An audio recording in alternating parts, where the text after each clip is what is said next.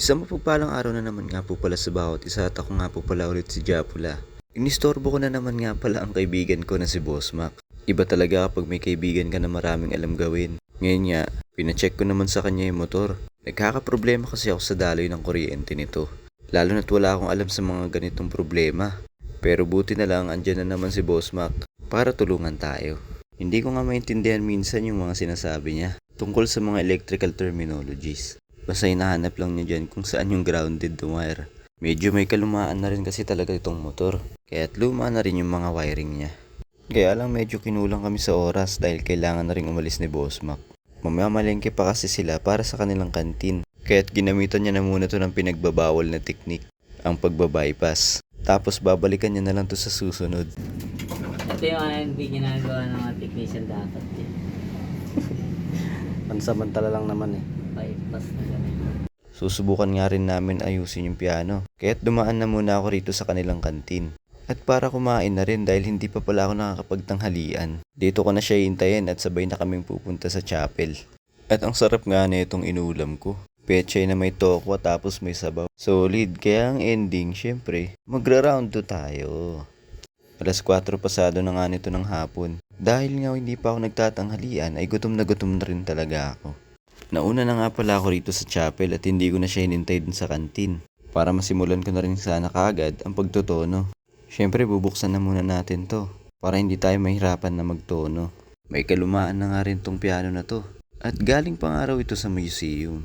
Kaya't yung mga tuning pins niya ay mahirap na rin talagang pihitin. Gawa ng kalawang. Maya-maya nga lang ay dumating na rin si Boss Mac. At tatanggalin naman niya yung mga ibang parte nitong piano. Para mas magkaroon kami ng access sa loob. Meron din kasing mga keys dito na nag-stuck. Kailangan naming alamin kung bakit. Akala mo talaga mga piano expert. Pero ngayon lang din kami talaga nakapagbukas ng isang upright piano. At wala rin talaga kaming idea sa kung anong gagawin namin.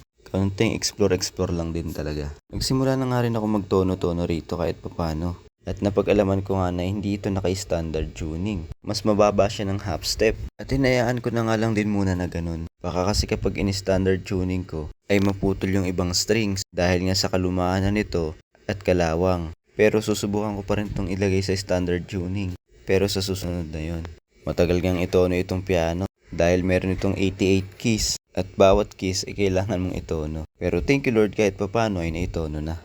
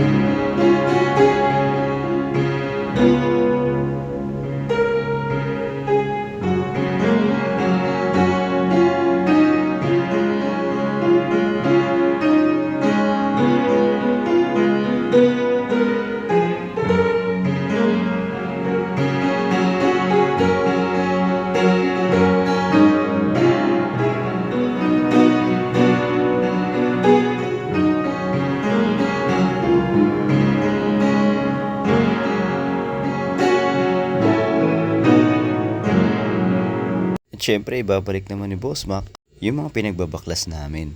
Pwede na itong magamit sa linggo kahit papano. Pagkatapos nga rin nun ay nag-order kami sa QQ Ramen. Napasama pa nga rito si kaibigang MJ. Kaya't food trip na naman ng mga tropa. Hanggang dito na nga lang din. Maraming salamat. Iingat sa lahat and God bless.